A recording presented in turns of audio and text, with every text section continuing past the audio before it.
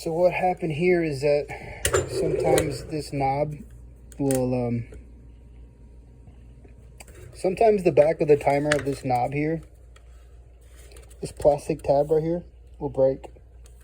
And since I already fixed it, I can't really show you. I think I have some footage of it. I'll put that in here. You won't, it'll turn, but you won't be able to turn it off and on because that button disengages and engages the timer to shut off. You need this timer to be right up against the panel here, otherwise it won't let you turn it off and on. So it will not turn properly because the it's actually, see how now it's good, see, but it needs to be refixed, and I decided to use this.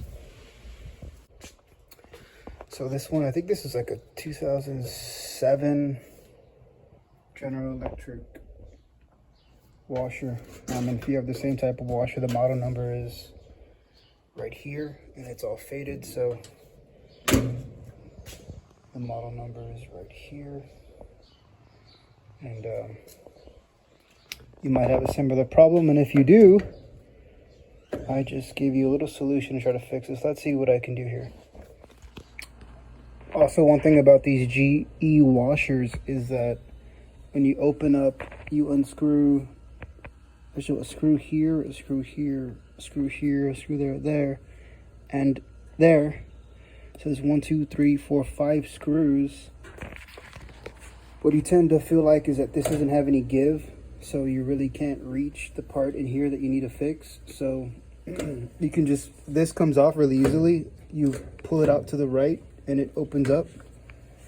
And so what I did do is that I put this bracket in here to hold it, and I use the existing screw and hole that this plastic tab, this plastic tab right here that screw goes into, broke on this side.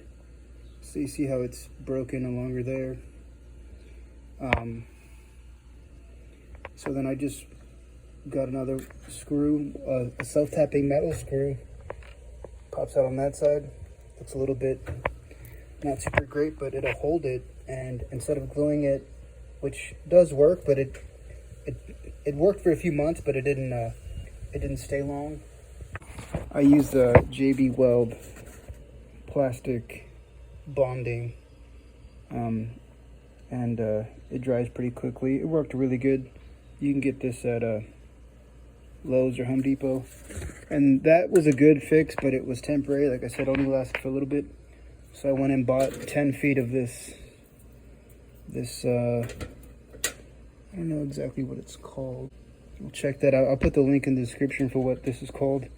You find it in the plumbing and fitting section at Home Depot. It was a few bucks. I think it was like, I don't know, $5, $6, maybe less.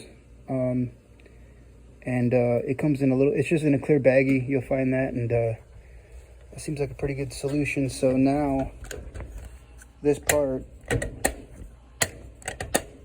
actually will shut off when you need it to.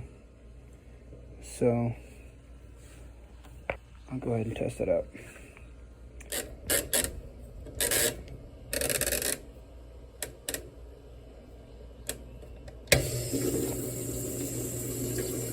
Yep.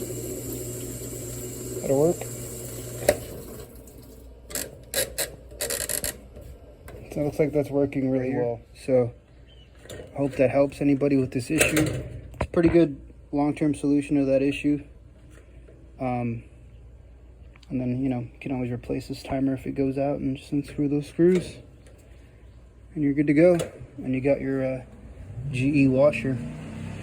12 close cycle, 2-spin washer. 2 wash, spin, and speed combinations. But yeah. Anyway, I hope that helped anybody with this similar washer.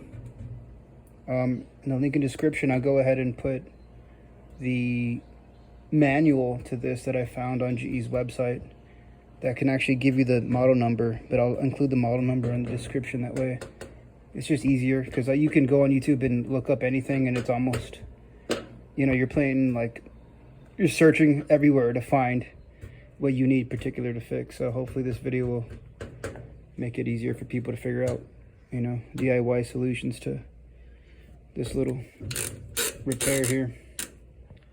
Anyway, thank you and have a good day.